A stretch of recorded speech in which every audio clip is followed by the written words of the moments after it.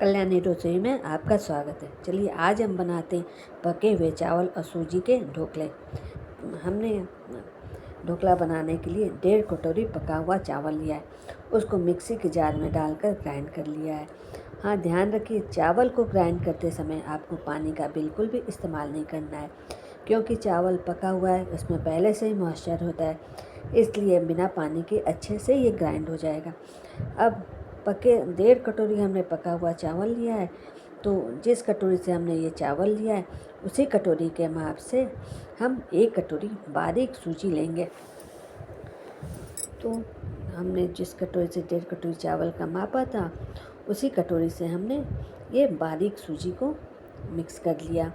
अगर आपके पास बारीक सूजी ना हो तो मोटी सूजी का भी आप इस्तेमाल कर सकते हैं। अब इसको हमने आधी कटोरी जो है वो दही का यूज किया। ये दही हमारी जो खट्टी है, ढोकले में खट्टी दही ही अच्छी लगती है। अब टेस्ट के अनुसार आप नमक डाल दीजिए। आधा चम्मच जो है वो साबुत जीरा हमने डाला है, इसमें जीरे का स्वाद भी काफ़ी अच्छा आता है। अब हमने 1 इंच अदरक का टुकड़ा लिया है, उसको हमने अच्छे से धुल लिया है, फिर छिल के उसको कद्दूकस कर लिया है। अब सभी चीज़ों को हम एक बार मिक्स कर लेंगे। उसके बाद थोड़ा थोड़ा पानी डालते हुए हम इसका एक थिक बैटर तैयार करेंगे। अगर आप एक साथ पानी डाल देंगे तो जो है सूजी में वो लम्प्स पड़ जाएंगे, फिर आपको ज़्यादा समय तक इसको मिक्स करना पड़ेगा। इसलिए आप थोड़ा थोड़ा पानी डालते जाइए और इसको मिक्स करते जाइए, ताकि ये एक थिक बैटर जो है वो तैयार हो जाए। ये देखिए, थोड़ा थोड़ा पानी आप डालेंगी तो आपका बैटर जो है वो गीला भी नहीं होगा और अच्छे से मिक्स भी होता जाएगा। ये देखिए, ये मेरा थिक जो बैटर तैयार हो गया। अब इसमें चिली फ्लेक्स डाल दीजिए। आप चाहें तो इसमें हरी मिर्ची भी डाल सकती हैं। अब एक कलछुल में आप जो है एक तेल लीजिए, उसमें राई का तड़का लगाइए, फिर इस तड़के को इस बैटर में डाल दीजिए। अब आप धनिया डाल के इसको मिक्स कर दीजिए। मिक्स करके इस बैटर को आप 10 मिनट के लिए रेस्ट करने के लिए रख दीजिएगा, जिससे जो सूजी है वो अच्छे से फूल जाए और फिर इसका ढोकला तैयार होगा। अब ढोकला बनाने के लिए हमने एक कढ़ाई में जो है वो पानी गर्म करने के लिए रख दिया है। फिर एक हमने कंटेनर लिया है, उसको अच्छे से हम किसी भी तेल की सहायता से उसको ग्रीस कर लेंगे। और कंटेनर को अच्छे से ग्रीस कीजिएगा, जिससे कि जो ढोकला है उसमें चिपके ना, बनने के बाद बड़ी इजीली उसको निकल जाए। अब इस जो बैटर हमने रेस्ट करने के लिए रखा था उसमें 1 पाउच जो है वो इनो का डालेंगे, क्योंकि इस बैटर को हमें ढोकले को तुरंत बनाना है, इसलिए इसमें हम इनो का इस्तेमाल कर रहे हैं। अब इनो को अच्छी तरह से हम मिक्स कर लेंगे।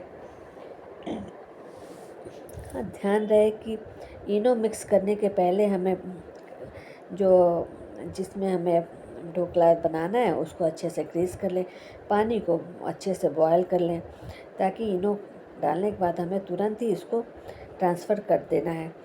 अब जिस कंटेनर को हमने ग्रीस किया था उसमें हम बैटर को अच्छे से ट्रांसफ़र करके एक बार टैप कर देंगे, जिससे उसमें किसी प्रकार का कोई एयर ना बने। अब ये देखिए, हमने आधा ही कंटेनर में बैटर डाला है, जिससे जब ढोकला फूलेगा तो वो पूरा और ऊपर तक आएगा। अब पानी के ऊपर हमने एक जाली डाली, उसमें हमने जो कंटेनर रखा था उसको डाला, फिर उसको ढक के 15 से 20 मिनट के लिए इसको पका लेंगे। हाँ, बीच में आप एक बार चेक कर लें कि आपका ढोकला पका है कि नहीं पका। जनरली ये 20 मिनट में पक जाता है, लेकिन फिर भी आप एक बार खोल के चेक कर लें। मैंने एक बार चेक कर लिया था, अब ये मैं दोबारा चेक कर रही हूँ। अगर आपके चाकू या स्टिक में किसी प्रकार की कोई गीलापन है तो फिर आप उसको 5 मिनट के लिए और पका लें, लेकिन मेरा जो चाकू है वो बिल्कुल क्लीन है, तो इसका मतलब मेरा ये जो ढोकला है वो पक चुका है। अब इस चाकू की सहायता से किनारे किनारे हम इसको खाली कर लेंगे, फिर इसको एक प्लेट में हम ट्रांसफ़र कर देंगे। ये देखिए, ये ढोकला हमारा कितना जालीदार बना है और कितना स्पॉन्जी बना है।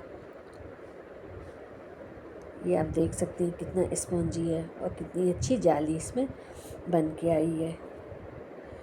अब इसको हम प्लेट में रख के एक चाकू की सहायता से इसको स्क्वायर आकार में काट लेंगे। आप चाहें तो इसको ट्रायंगल आकार में भी काट सकती हैं।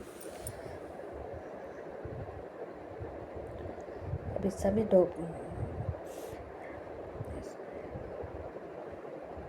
हम इसको अच्छे से, आप बड़ा पीस छोटा पीस अपनी मर्ज़ी के हिसाब से आप इसके पीसेस बना सकती हैं। और चाहे ये हमने जो है वो सुबह का चावल बच गया था, फिर कोई खाना चाहता नहीं है, तो फिर हमने सोचा क्यों ना इसकी एक अलग डिश बना के तैयार कर ली जाए। तो हमने सूजी के साथ मिक्स करके इसका ढोकला बना दिया। आप चाहें तो आप चावल को पहले, ताज़ा चावल को बनाना चाहें तो पहले आप चावल को बनाएं, जब वो ठंडा हो जाए तब उसको मिक्सी के जार में डालकर ग्राइंड करें। कभी कभी ऐसा होता है कि चावल बच जाता है और बच्चे जो है खाना नहीं चाहते हैं, तो फिर इस ऐसी कंडीशन में हमें चावल को फेंकना पड़ता है। तो फेंकने से अच्छा है क्यों ना हम एक अलग तरह की रेसिपी बना ली जाए, जिससे कि हमारा चावल भी यूज हो जाएगा और इसको सब अच्छे से खा भी लेगा। तो इसको हमने एक पैन लिया है, उसमें तेल डाला, फिर राई डालें। राई जब चटकने लग जाए तो हम सभी ढोकलों को एक एक करके अरेंज कर देंगे। ध्यान रहे एक साथ सभी ढोकलों को डाल के कलछी या चम्मच से नहीं चलाना, नहीं तो ढोकले काफ़ी सॉफ्ट हैं, वो चूर चूर हो जाएंगे। इसलिए आप एक एक पीस को डालते जाइए और ढोकलों को अरेंज करते जाइए। एक पैन में जितना ढोकला है उतना ही आप डालिए।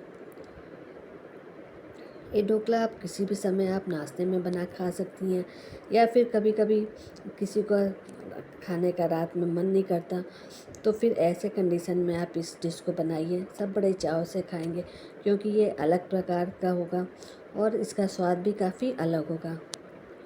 तो रोज़ रोज़ चावल दाल रोटी पूरी सब्जी खा के जब लोग बोर हो जाते हैं, तो ऐसे कंडीशन में इस डिश को आप बनाइए। सब बच्चे बड़े सब काफ़ी अच्छे से बड़े चाव के साथ खाएंगे, पेट भर के खाएंगे।